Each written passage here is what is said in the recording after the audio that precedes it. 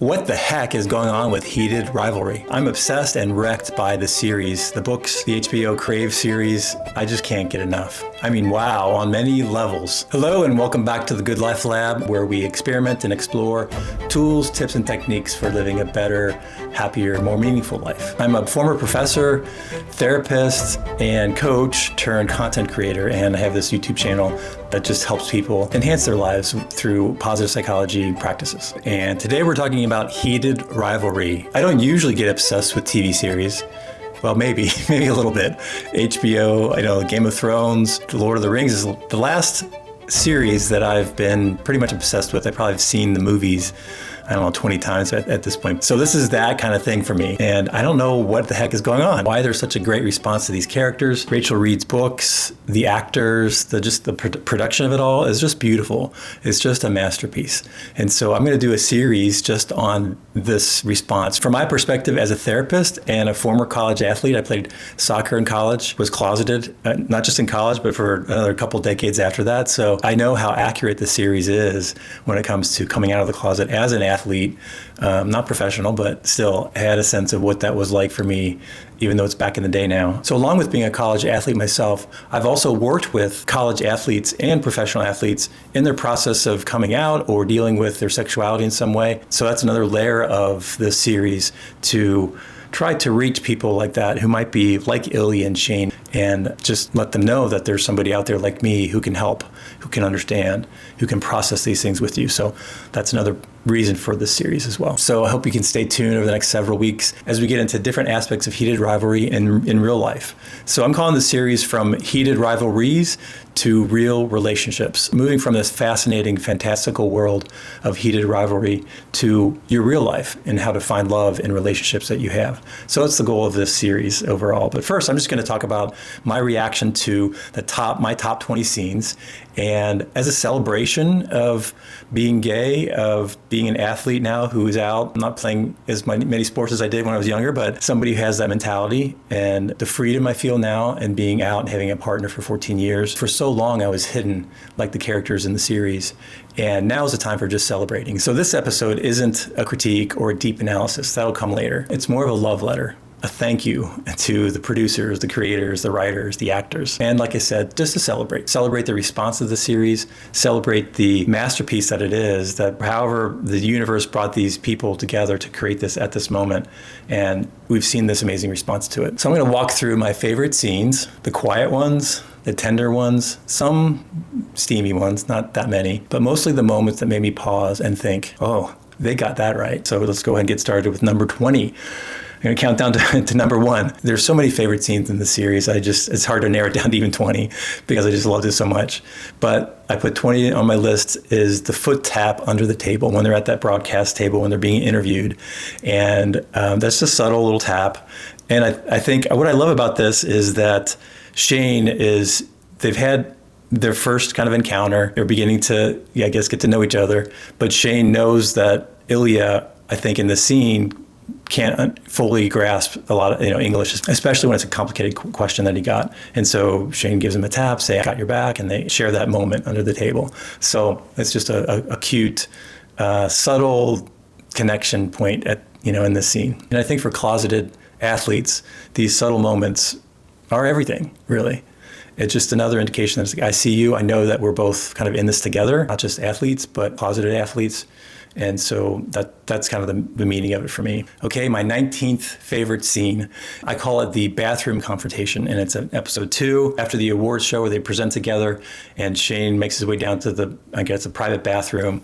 And Ilya follows him down there, and there's been 6 months of silence between them. I think Shane's tried to reach out to Ilya text-wise, and he hasn't been responding. I think there's a lot going back home in Russia that he's just kind of trying to deal with. Yeah, there's just this shared moment. It's the tenderness that I really have fallen in love with. So there's that expression of anger and frustration and irritation with each other, but they almost always, I think they always get to the point of sharing these tender moments. And especially Shane, as an actor, but in the character, is just beautiful how he has these subtle responses to Ilya and how he can communicate so beautifully in this way as an actor. And that's just a beautiful scene where Shane comes to tears and his feelings towards Ilya, both his passion for him, but also he's starting to fall in love with him. So I love that scene. Number 18, the hot lumberjacks scenes. So I think you know what I'm talking about when Scott comes into the smoothie shop and he sees Kip, and there's, I think, 3 different scenes where he comes back and wants more, and then he stops. He says, I need to check my emails. Is it okay if just asking if it's okay if he sits there and checks his emails, like, why would you need to ask that? But he, out of, I guess, respect or just, whatever that is, he sits there, and then they just kind of glance at each other out of the corner of their eyes. And Kip makes the comment at some point about the hockey players being hot lumberjacks. And what I like about this scene, the lumberjack comment, the subtleties that they've put into the series, that's how love begins, obviously, in many ways. It's just these quiet moments of shared interest, and it doesn't always happen dramatically. It's just a simple beginning. Sometimes love slips in quietly before you've decided you're allowed to want it or not. Okay, number 17, I call it You Deserve Sunshine moment. And episode 3, I think you all know what this one, if you've seen the series. If you haven't seen the series, there might be some spoilers, so you might want to watch the series first if you can. Kip and Scott and Kip's friend, I forget her name, but she is dancing with Scott. She basically is looking out for Kip, her friend, her best friend. That means so much symbolically and in kind of reality that people in the closet very much feel that way, that we're in the dark, we're hiding things, we're in the shadows. And I was for decades, like I've said. And to have that symbolism of coming out of the shadows into the sunshine, into the sunlight, it's everything. And I can remember I was, again, in my early 40s, wrestled with not wanting to be gay for 3 decades, from when I was 10 to 40, 30 years. And because of my faith, I didn't think it was okay, so I'd fought against it. And so I was staying with a friend in Kentucky, and he knew I was wrestling with this because he went to seminary with me. And he was at a point very conservative as well most of his life, and then I don't know what happened in his life, but he just asked me the question, why don't you just accept yourself? And I think I was at a moment I was ready to do that because I fought to not be okay with myself for 30 years. And it hadn't been working. I wasn't happy. So that question just shifted something inside of me, and I started to come alive to the idea that I could be okay with who I was. And so this sunshine moment made me think of that, and like, why don't you just come out? Why don't you just kind of accept yourself and come into the light in that area of your life? And so that's when I began to do that for myself. So this scene has so much meaning to me personally. I just love it. Hey everyone, you just watched the first video in a new series I've done. It's all part of this new podcast I'm calling Happy Heated Rivalry Hump Day.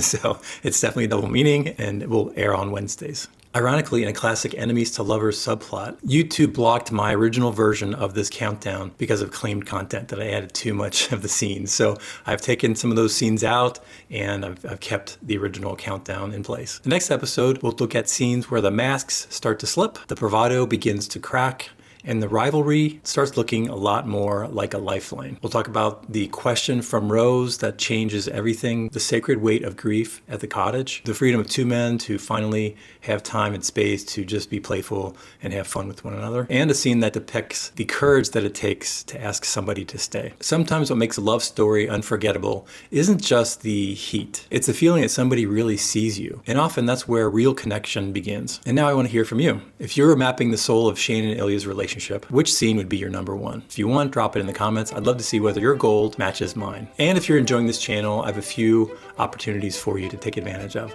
So I'm trying to schedule 3 posts a week. So the first is on Mondays. I'm calling that Compass Quest Mondays, where I just interview people and take them through my coaching framework. Then we have the Happy Heated Rivalry Hump Day. That's on Wednesdays. And on Fridays, I'm sharing my own AI-enhanced, slow burn gay romance, which unfolds over decades of my life. I've turned my story into several volumes. And so the first book in that series is called Gold in the Shadows. And if you haven't already, please subscribe. I'd really appreciate it. I'm trying to reach my next milestone of 2,000 subscribers. So I'd really appreciate it if you wouldn't mind subscribing. I'm Dr. Dave, and I'll see you in the next one. And don't forget, be sure to listen to your life because there's gold in the shadows.